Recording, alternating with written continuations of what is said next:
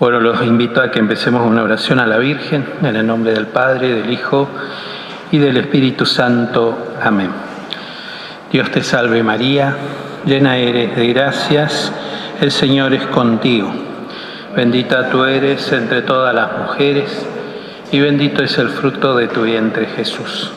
Santa María, Madre de Dios, ruega por nosotros pecadores, ahora y en la hora de nuestra muerte. Amén. Nuestra Señora de Fátima, San Ignacio de Loyola, en nombre del Padre, y del Hijo, y del Espíritu Santo. Amén. Muy bien, la ayuda para esta noche era con el lema y el título San Ignacio Peregrino. Y conviene preguntarnos entonces de dónde sale este título. Lo primero es que Ignacio, el título que elige cuando él dicta su autobiografía al padre González de Cámara, él dicta no en primera persona, sino en tercera persona. Y cada vez que habla de él, habla como el peregrino. Y muchas veces, mucha gente que cree conocernos a los jesuitas, o incluso algunos jesuitas también, suelen decir que los jesuitas somos militares o que tenemos una estructura militar porque nos fundó un militar. Y eso no encontramos en Ignacio. En Ignacio, si hay una identificación que puede resumir su vida, es la de ser peregrino. Y entonces podemos preguntarnos qué significa ser peregrino. Y peregrino es no solamente alguien que camina físicamente, sino que es alguien que está en camino. Alguien que tiene un punto de partida y también un punto de llegada. Si le falta un punto de partida, o si le falta un punto de llegada, es un vago. Es alguien que no sabe bien a dónde va. Es alguien que por ahí no sabe bien por qué camina o por qué se va. El peregrino está en camino. El peregrino va, sabe hacia dónde va, o por lo menos busca un objetivo hacia dónde quiere llegar. Por eso también la teología define a la Iglesia como la Iglesia en camino, la Iglesia peregrina. Hablamos de una Iglesia peregrina en la tierra. Somos una Iglesia que, los bautizados, que vamos caminando, estamos en movimiento. No somos estáticos, no estamos hechos para venir a instalarnos a rezar solamente, o para hacer muchas cosas, o para vivir la vida. Este mundo sí, podemos encontrar gente que a lo mejor cree que está en movimiento, que es dinámica, pero a lo mejor está muy instalado, o a lo mejor está instalado en sus propias costumbres, en sus propias formas de ser. Entonces ahí encontramos otra característica del peregrino. El peregrino es alguien que se deja desafiar también por el camino. Es alguien que está abierto a las sorpresas de Dios. Y es alguien que no está instalado. El peregrino, para caminar, tiene que estar liviano de cosas, tiene que mantenerse, tiene que ser ágil, no tiene que llevar muchas cosas pesadas porque si no, no puede avanzar. Y en esta ayuda también para nuestra oración seguramente la recibe gente que a lo mejor hoy está en su casa. Bueno, hemos tenido también esta experiencia. Estamos viviendo todavía la experiencia de la pandemia. La cuarentena también nos sacó a la luz aquellas cosas en las que estábamos instalados y pensábamos que eran parte de nuestra vida y no lo eran. Un día se acabaron y nos encerraron. Y a lo mejor en este momento hay gente que antes, durante y después de la pandemia, hoy está también rezando desde su cama.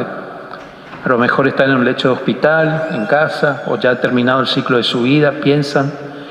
Y sin embargo ellos también pueden ser peregrinos. La identidad del peregrino no está tanto en el esfuerzo físico, sino en la actitud del corazón. El peregrino es un buscador de la voluntad de Dios. Y entonces también podemos preguntarnos, si somos peregrinos, ¿qué es la peregrinación? La peregrinación es un camino geográfico, físico, espiritual. Es una forma de oración, es un ejercicio espiritual. Y en la peregrinación Lo importante no es el sacrificio, no es el dolor, no es el sufrimiento. El peregrino, al contrario, la peregrinación es una forma de oración muchas veces festiva. Seguramente algunos conocen o han visto, quizás han tenido la gracia de participar alguna vez de alguna peregrinación caminando, por ejemplo, hacia algún santuario mariano. Luján, Itatí, del Valle, Salta. Hay de los tantos santuarios o centros marianos de nuestro país, aquí mismo en Altagracia. Y la experiencia de caminar suele ser que muchas veces la peregrinación es festiva, es alegre, simboliza un poco la vida también. Se sale con el entusiasmo de un niño que descubre la vida, se sale con muchas fuerzas. A lo largo del camino uno tiene que empezar a regular sus fuerzas y tiene que ayudar a otros y dejarse ayudar. Muchas veces también tiene que tener la humildad de saber pedir ayuda. Y finalmente se llega a un lugar sagrado, donde hay alguien que me espera, donde me siento esperado, donde me siento en casa y donde a lo mejor estoy sin fuerzas físicas, pero renovado espiritualmente. Por eso también es común ver en los centros de peregrinación, ver la llegada de los peregrinos que además de cansados vienen llorando de alegría, muchas veces también gozando. Y quizás también en esa parábola de la vida también encontramos una parábola de nuestra propia existencia, hoy más que nunca. Hace unos años peregrinar a cualquier santuario mariano, por ejemplo, era ir en grupos y encontrarse o poner puntos en común donde encontrarse, no estaban tan desarrolladas las comunicaciones. Hoy, por ejemplo, los grupos, las parroquias que peregrinan, tienen una organización que los espera y que se van comunicando a través de los celulares, les van diciendo ya estamos acá, los estamos esperando, busquen tal cartel. Esa es una parábola de la vida. Nuestra vida también es una peregrinación, donde tenemos a otros compañeros de camino, otros hermanos que ya llegaron al punto, a nuestro objetivo, ya llegaron al cielo y son los que nos van animando, alimentando, son los que nos van diciendo no te desanimes. Hay una canción, un versito, yo no voy a cantar, pero sí el versito que se suele cantar muchas veces en el camino, que es no te desanimen, caminen, caminen. No se desanimen, caminen, caminen. Y esto es un poco lo que nos dicen los santos, los amigos de Dios, es lo que nos dice la misma María, nuestra Madre, que también camina con nosotros. Y es lo que sintió Ignacio. El jueves pasado, el padre Pablo Lamarté hacía este recorrido, ¿no?, de las heridas de Ignacio, y ahí descubríamos, por ejemplo, de qué manera también en la vida de Ignacio fue todo un recorrido, un camino. Y sobre ese camino también podemos decir que Ignacio no fue peregrino una o dos veces en su vida, o algunas veces o cada vez que caminó. Fue peregrino toda su vida, incluso desde antes de su conversión, porque siempre estuvo como esas ansias de búsqueda de algo más, siempre se trazó objetivos. Y cuando descubre el llamado de Dios en su vida, que es lo que vamos a celebrar este 20 de mayo, que se cumplen 500 años, porque el 20 de mayo de 1521 se produjo esa batalla en Pamplona, donde él es herido por una bala de cañón, y comienza su proceso de conversión, todo el proceso de recuperación que abarca todo ese año, de 1521 hasta febrero de 1522, Ignacio comienza a madurar la idea de empezar a peregrinar, de ir a un santuario mariano, de ir a consagrarse a la Virgen. Y eso es parte de la peregrinación de su vida. Y ahí lo descubrimos también a un Ignacio que peregrina, por un lado, buscando encontrarse con Dios, buscando encontrarse con la Virgen, pero también se le mezclan algunas cosas, se le mezclan un poco los tantos, diríamos, como nos pasa muchas veces también a nosotros en nuestra vida espiritual. Ignacio cree que tiene que peregrinar para pagar sus deudas, tiene que peregrinar para sufrir el castigo, tiene que peregrinar para pagarle a Dios sus pecados. Y le va a llevar tiempo descubrir que esto no es así.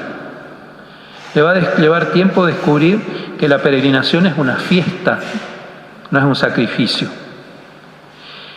Y él comienza a caminar, trata primero de desprenderse de toda la compañía que le habían puesto.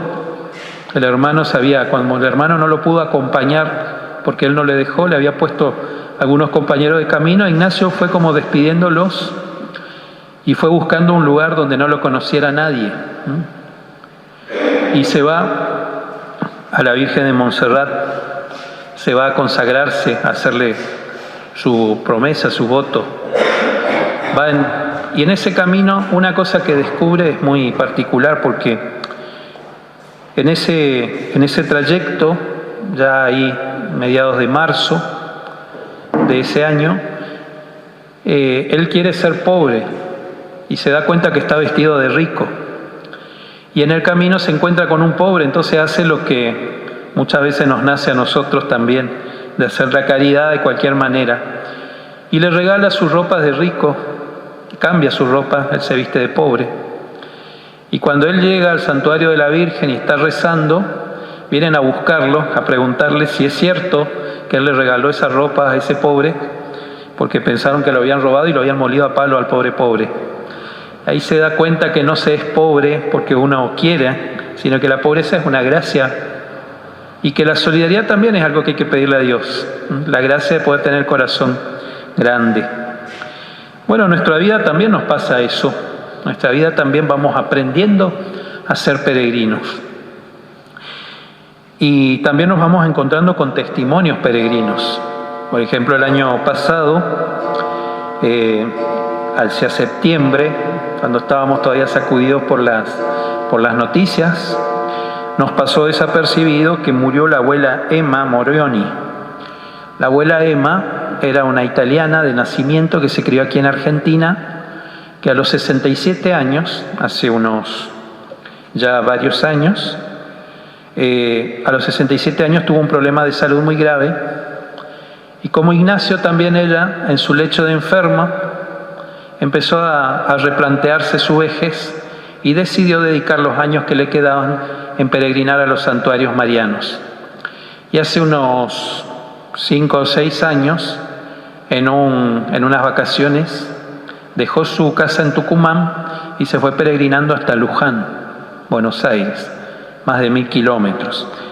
Ya ahí tenía unos 91 años. Y la abuela fue noticia porque iba cruzando los pueblos, llevaba un carrito como el de las compras del supermercado, donde ponía la comida que le daban en el camino y el agua. Era una jubilada, ella no mendigaba, tenía como sustentarse, pero en el último tramo de su vida quiso ser peregrina de camino, como Ignacio. Pero yo le decía que también hay otras formas de peregrinación. Hay peregrinaciones desde la cama. Me tocó también conocer hace unos años a un sacerdote, el padre Aranda. El padre Aranda era un dirigente juvenil, campesino, en el norte de Corrientes, y durante toda su juventud él tuvo el deseo de ser sacerdote. Vivir en el campo no era tan fácil, hacer el colegio. Terminó el colegio secundario alrededor de los 24 o 25 años y entró al seminario. Pero a los pocos años de estar en el seminario sus padres se enfermaron y él tuvo que salir para cuidarlos. Y así se le fue la vida hasta que allá por los 50 y pico de años vino uno de los obispos de Corrientes y le ofreció prepararse para el diaconado. Se preparó para el diaconado y después al tiempo le ofrecieron ordenarse. Y fue sacerdote durante 10 años y falleció a los 70. Y en una charla a los jóvenes el padre Aranda les contaba que, él murió un poco como brochero, le faltaba la lepra, pero murió medio ciego, con mucha imposibilidad de caminar, murió en su rancho, en el campo. Y en una charla con jóvenes que habían ido a misionar, él les dijo, cuando yo era joven, peregrinaba a Itatí. Estos jóvenes iban a peregrinar. Le dijo, y ahora sigo peregrinando, ya no camino, pero peregrino desde mi cama rezando. Rezo en las peregrinaciones. Si está la radio, prendo la radio y me uno a la transmisión de la peregrinación. Con lo cual descubrimos que el corazón peregrino también forma parte de nuestra vida. Y Ignacio lo entendió así. Sin embargo, yo les decía que esa primer peregrinación Ignacio la hace con mucha culpa. Y él, después de entregar su ropa al pobre y de consagrarse a la Virgen, de dejarle su armadura de caballero, de despojarse de su identidad de caballero, se va a trabajar de voluntario a un hospital y vive en una cueva en Manresa y se arma su jornada, digamos así, mendigando, rezando, atendiendo a los enfermos y castigándose mucho en lo que llamamos la tentación de los escrúpulos. ¿Qué son los escrúpulos? Los escrúpulos son aquellas cosas que le hacemos decir a Dios que Dios no nos dice. Voy a ser más santo si estoy tantas horas arrodillado. Voy a ser más santo si me castigo. Tengo que castigarme por todas las cosas que hice. Tengo que castigarme porque soy lo peor. Y los escrúpulos son mentirosos porque nos dicen medias verdades. Son muchas veces una tentación, una gran tentación. Una tentación donde trabaja el tentador, que nos dice medias verdades. Las medias verdades es que tenemos una deuda, que es como la deuda externa, nunca la terminamos de pagar. Que no somos dignos, que no merecemos el amor de Dios. Todo eso es cierto, pero se olvida de lo más importante, de que Jesús pagó el precio de nuestra salvación. Y de que Dios no nos convoca para castigarnos, sino para encontrarse con nosotros. Ignacio, en su peregrinación ahí, estando ahí en Manresa, tiene una oración, un momento muy fuerte espiritualmente, que es a orillas del río Cardoner, donde él dice que de golpe, en una hora, se le aclararon todos los meses de estadía ahí y todos los años de su vida. Y pudo reconocer la gracia de Dios y pudo encontrar que Dios no lo tenía ahí de penitencia, que el que se estaba castigando era él.